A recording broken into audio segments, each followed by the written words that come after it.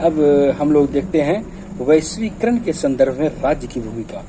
तो गत 2-3 दशक पूर्व, विशेष करके 90 के दशक के बाद से हम लोग देखते हैं कि वैश्वीकरण राज्य के नियमों को भी लगातार परिवर्तित कर रहा है। राज्य की पारंपरिक हितों के संरक्षक के रूप में एवं प्रसारक की भूमिका जो पहले देखी जाती थी वह अब नहीं रही, और ऐसा लगता है कि सब कुछ वैश्वीकरण की शक्ति के चंगुल में फंस गया, उसके प्रभाव में आ गया। यहाँ तक कि सामाजिक, आर्थिक, राजनीतिक हर संस्था अपने आप में अंतर्विरोध से ग्रसित हो गए हैं, और हर जगह प्रतिस्पर्धी राज की उत्पत्ति के रूप में लोक प्रशासन की बाजार आधारित विचारधारा आज प्रधान रूप में हम लोगों को दिखती है। और हम ये कह सकते हैं कि गत सदी में ही आर्थिक और राजनीतिक क्षेत्र में जो परिवर्तन दिखे हैं उसका प्रभाव आज भी देखने को मिल रहा है, व्यापार जगत में मिल रहा है। और व्यापार का स्वरूप इस तरह अंतर्राष्ट्रीय स्तर पर बदला कि तकनीकी क्रांति के रूप में दिखा जाता है। सूक्ष्म अर्थव्यवस्था, विश्लेषण, सीमा संबंधी परिभाषा, विश्व सुरक्षा व्यवस्था, इन सबों का मानकीकरण एक भिन्न रूप में दिखता है। और हम यह भी कह सकते हैं कि आज की तारीख में विश्व बैंक हो, अंतर्राष्ट्रीय मुद्रा कोष हो, तो इन सब चीज़ों का प्रचलन बढ़ा है, उनका प्रभाव पड़ा है, और ये सब विशेष करके वाशिंगटन सहमति के संरक्षण में आ गया है। अब यह वाशिंगटन सहमति को यदि हम देखें तो हम ये कह सकते हैं कि यह एक तरह से कहीं न कहीं नव उदारवाद का पर्याय है, और यह वैश्वीकरण का भी पर्यायवाची के रूप में है वाशिंगटन सहमति। और यह मुख्य रूप से यह इस बात पर बल देता है कि सहकारी सरकार की बात पर बल देता है, भ्रष्टाचार मुक्त व्यवस्था की बात करता है, श्रमिक बाजार, व्यापार अनुबंध, आर्थिक कोड की बात करता है, और यह एक ऐसी व्यवस्था की कल्पना करता है जो सबों पर लागू हो, पूरी दुनिया पर लागू हो, हर एक देशों पर लागू हो।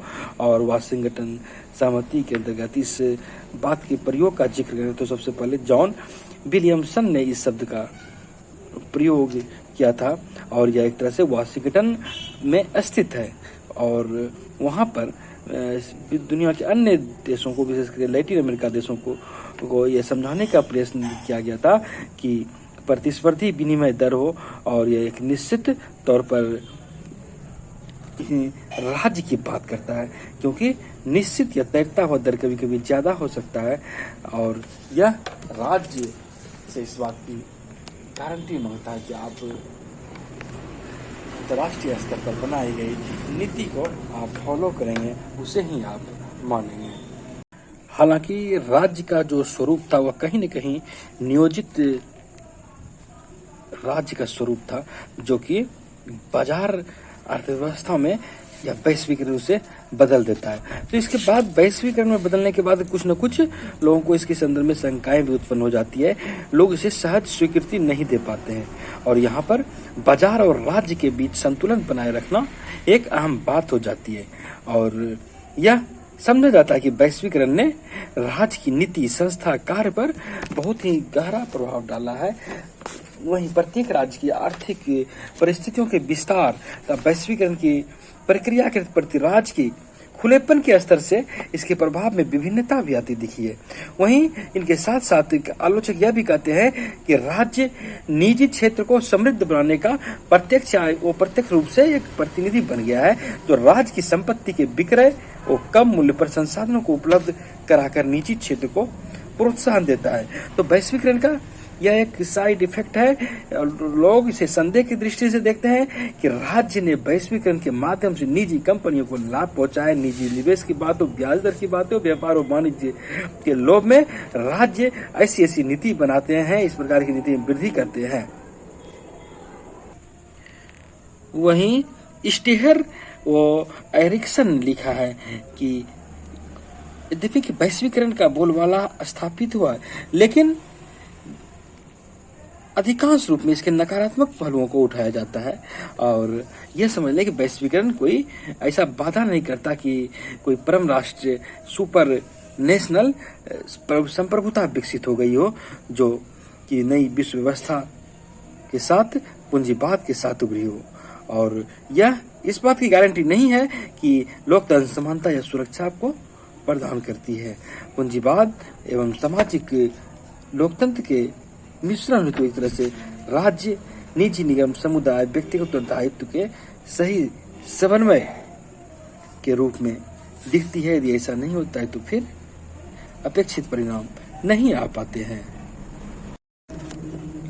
वैश्वीकरण के कुछ सकारात्मक पहलू भी देखे जा सकते हैं कि इससे वैश्वीकरण स्तर पर नए संबंध स्थापित हुए। कहीं न कहीं निर्माण जगत में दूरी कम हो गई और विकासशील देश की बात करें तो वहाँ राज्य एक स्वतंत्र सत्ता के रूप में कार्य कर सकते हैं और वे अपने कार्यक्रम को, अपने लक्ष्यों को प्राप्त कर सकते हैं। इसके लिए अंतर्राष्ट्रीय स्तर पर उन्हें सहयोग भी मिल जाता है और एक प्रकार से कई अन्य मुद्दे भी जो अब तक प्रकाश में नहीं आ सके थे, उसे भी अब महत्वपूर्ण स्थान मिलने लगा है। जैसे मानवाधिकार की बात हो, जेंडर की बात हो, सतत विकास की बात हो, सुविधा, तो ये सब बातों को भी अब महत्व दिया जाने लगा है और विशेष करके गरीब, कमजोर, सुविधाहीन जो लोग हैं उन पर भी अंतर्राष्ट्रीय स्तर तक अब ध्यान खींचा चला जाता है। उनके सहयोग के लिए, उनके विकास के लिए, उनके उत्थान के लिए कार्यक्रम भी चलाए जाते हैं।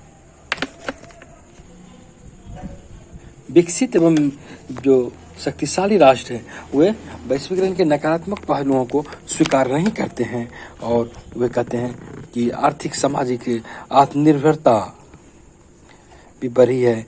राष्ट्रीय निर्णय निर्माण प्रक्रिया को दो मूल तरीके से प्रभावित करता है और आज अंतर्राष्ट्रीय स्तर पर वैश्वीकरण के साथ साथ स्थानीय स्तर की भी बात की जाती है। स्थानीय सरकार पर उस विषय को स्थानांतरित किए जाते हैं और एक तरह से कहीं न कहीं राज्य की जो सामर्थ्यता थी उससे जो समस्या उत्पन्न हो जाती थी, तो यहाँ पर अब अधिक तत्परता से समस्या का निराकरण हो जाता है, पहुंच समूह तक हो जाती है और इसी संदर्भ में एक नई शब्दावली का भी इजाद हो गया है, ग्लोबलाइजेशन। ग्लोबलाइजेशन नहीं, उससे ग्लो लिया गया है और लोकलाइजेशन, स्थानीयकरण नहीं बल्कि ग्लोबलाइजेशन, वैश्विक स्तर की संपत्ति को, वस्तु को इस तरह स्थानीय स्तर तक पहुंचा दिया जाना कि वे अपनी आवश्यकताओं की पूर्ति कर सके। तो इस तरह की अवधारणा अब एक नया रूप लेती जा रही है। मुक्त एवं अत्यधिक खुली बाजार अर्थव्यवस्था स्थापित हुए, जिसके कारण बहुत से देशों में विकास के स्तरों पर बदलाव भी देखने को मिला है। आर्थिक एवं सामाजिक स्तर पर उन्हें लाभ भी मिला दिखता है, जैसे कि आम लोगों को, वस्तुओं को चयन में अधिक स्वतंत्रता हो गई है, अपनी सेवाओं के विस्तार में उन्हें स्वतंत्रता मिल गई है और विश्व व्यापार स्तर पर उनको जो है तुलनात्मक सुविधा मिल गई है, जहां उन्हें बेहतर लगता है वे व्यापार करते हैं और अंतर्राष्ट्रीय बाजार में कार्यरत लोगों की संख्या भी बढ़ रही है और उनकी आय भी अधिक बढ़ रही है। सबसे महत्वपूर्ण कि वस्तुओं की उपलब्धता हो जा रही है, पहले जो नहीं होती थी, और कंपटीशन के कारण न्यूनतम कम मूल्य पर भी हो जाती है और कम लागत में पूंजी तक पहुंच हो जाती है। पूंजी निवेश को बढ़ावा दिया जाता है और संसाधनों का कुशल एवं उत्पादक बंटवारा हो जाता है, हम यह कह सकते हैं। और सबसे बड़ी बात यह भी होती है कि ज्ञान का स्थानांतरण भी हो रहा है। हम यह भी देखते हैं कि तकनीक का भी स्थानांतरण हो रहा है। जो चीज़ पहले विदेश में बनती थी वो चीज़ अब देश में ही बन जाती है। तो इस तरह कुछ लाभ भी गिनाए जा सकते हैं।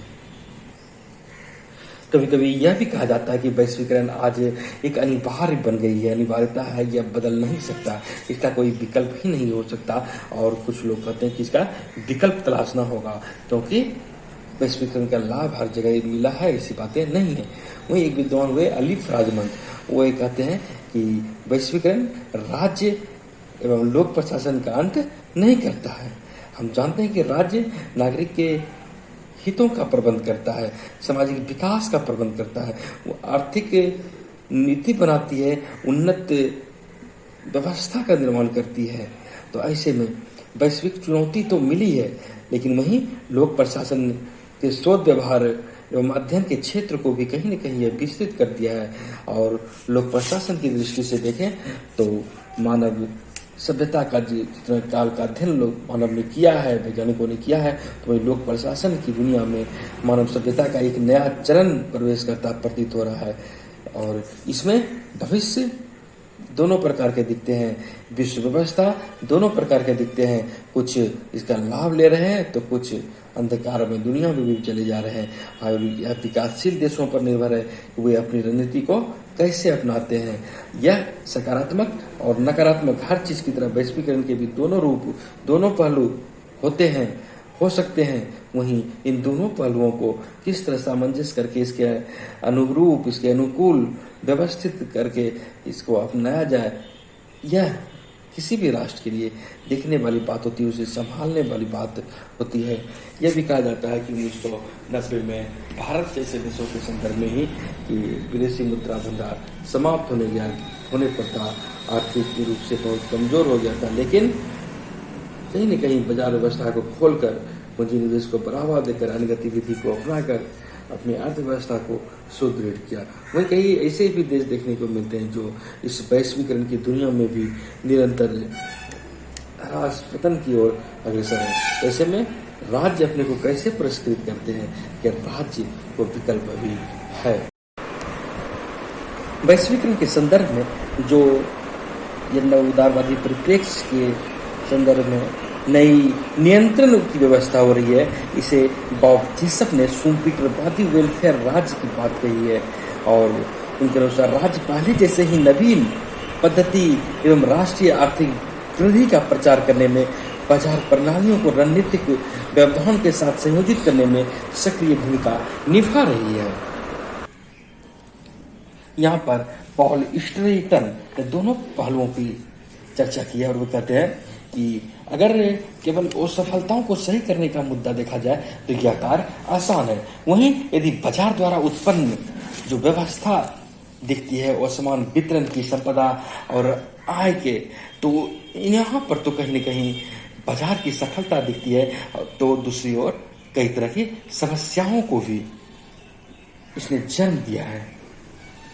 बाजार प्रतिरूप हमेशा सही हो ऐसी बातें नहीं हो सकता है, यह कहीं वांछित हो सकता है, लेकिन अनेक सेवाओं के लिए यह अनुचित भी हो सकता है। और विशेष करके हम कई संदर्भ में देख सकते हैं कि शहरी सहभागी प्रतिरूप हो, शहरी नियोजन हो, पर्यावरण संबंधी मुद्दे हो, तो इस संदर्भ में कभी कभी हमें लगता है कि यह सही हो सकता है। वहीं दंड न्यायिक कार्यक्रम के लिए यह परेशानी उत्पन्न करता है। और अस्थायी प्रतिरूप या मॉडल अनेक विवादास्पद मुद्दों के लिए उचित होता है, जैसे कि ड्रग कानून कार्यान्वयन, साथ ही विवाद समाधान जैसे अनेक मुद्दे इस बात को उल्लेखित करते हैं। वहीं एंथनी गिडेंस कहते हैं कि निगमवाद का ज्यादा प्रचलन पर है और यहाँ पर निगमवाद राज्य या प्रतिस्पर्धी राज्य के आगमन से अर्थव्यवस्था और निजीकरण के कारण सार्वजनिक क्षेत्र और नागरिक के लिए स्थान कहीं न कहीं धीरे धीरे सिकुड़ता जा रहा है और राज्य के आर्थिक प्रस्ताव को अधिक व्यापक बनाने की जरूरत है और कम से कम सामाजिक समता एवं न्याय के मूल्य पर प्रेरित तो होना ही चाहिए। पॉल विल्डिंग ने कहा है कि वैश्वीकरण राज्य द्वारा उन राष्ट्रीय नीतियों को विकसित और प्रतिपादित करने के संबंध में महत्वपूर्ण प्रश्न उठाता है जो अत्याधुनिक औद्योगिक समाजों में कल्याणकारी राज्य का निर्माण करने एवं मानव कल्याण को प्रचारित करने की क्षमता से संबंधित होती है। वहीं ब्रूटुची और एल्बर्टी ने कहा है कि वैश्वीकरण प्रक्रिया राज्य एवं नागरिक समाज के मध्य दृढ़ साझेदारी का निर्माण करती है। सामान्यतः शक्तिशाली सामाजिक नेटवर्क के निर्माण के द्वारा राज्य को अधिक लाभ होगा। राज्य और समाज के समन्वय के संदर्भ में पॉल स्ट्रेटन कहते हैं कि आज वैश्वीकरण के दौर में उचित रणनीति अपनाने की आवश्यकता है। उचित रणनीति द्वारा एक सहक्रिया के निर्माण की आवश्यकता है, जिसका कि लक्ष्य होना चाहिए कि सहभागिताकारी प्रक्रिया विकसित करना, एक शक्तिशाली एवं अस्थिर माहौल को उत्पन्न करना, संस्थागत विकास को तीव्र करना आज की आवश्यकता है। इसे संसाधन का प्रबंधन, समन्वय एवं संचार व्यवस्था सुगम बनती है और पारदर्शी व्यवस्था, सशक्तिकरण, उत्तरदायित्व, इन सब बातों को सुरक्षित करना होगा, संवर्धित करना पड़ेगा। मानव क्षमताओं को विकसित करने की जरूरत है। ब्रोयर और ड्रॉस कहते हैं कि यह देखना पड़ेगा कि लाभ किसे मिल रहा है। तो वे कहते हैं वैश्वीकरण के कारण औद्योगिक देश ज्यादा लाभ की स्थिति में, विशेषकर यूरोप की बात करें, उत्तरी अमेरिका और जापान जैसे देशों की बात करें तो विदेशी निवेश का 85% भाग इन्हीं देशों के द्वारा प्रभावित किया जाता है। और कहीं न कहीं वैश्वीकरण की तुलना में ये लोग अधिक लाभ ले रहे हैं और वैश्वीकरण का दबाव अपनी प्रतिक्रिया के प्रतिस्वरूप करते हैं। वैश्वीकरण की प्रक्रिया का एक महत्वपूर्ण एजेंट के रूप में ये देखे जा रहे हैं और इन पर अन्य प्रभाव नहीं पड़ता है, और क्योंकि ये खुद प्रभावी भूमिका निभाते हैं और कई अन्य राज्य को देखें तो उतना अधिक लाभ नहीं ले पा रहे हैं जितना कि होना चाहिए, जितनी की आवश्यकता है। हालांकि आज अगर हम वैश्वीकरण और बाजार की व्यापकता के संदर्भ में देखें तो कहा जा सकता है कि वैश्वीकरण को राज्य की उतनी ही जरूरत है जितनी की बाजार की, और यह बाजार यदि है तो राज्य की भी जरूरत पड़ेगी। दोनों में कहीं न कहीं सामंजस्य बना के हमें देखना पड़ेगा। राज्य का अस्तित्व इस बाजारवादी व्यवस्था में भी समाप्त नहीं हुआ है। न केवल समाजवादी व्यवस्था की स्थापना के संदर्भ में हम यह बात कर सकते हैं, बल्कि बाजार के स्थायित्व के लिए भी राज्य की समाप्ति की बात नहीं कही जा सकती। दुनिया भर में अनेकों ऐसे देश हैं जो आज वैश्वीकरण के दौर में पूर्णतः बाजार पर आधारित नहीं हो पा रहे हैं। राज्य की कल्याणकारी बात हो या राज्य की नीति को अपनाने की बात हो तो राज्य अपने दायित्व से भी मुख नहीं मोड़ सकता। राज्य का भविष्य वर्तमान संदर्भ में वैश्वीकरण के दौर में भी हमें कह सकते हैं कि समाप्त नहीं हो रहा है। प्रभावित अवश्य हो रहा है लेकिन समाप्त नहीं होगा।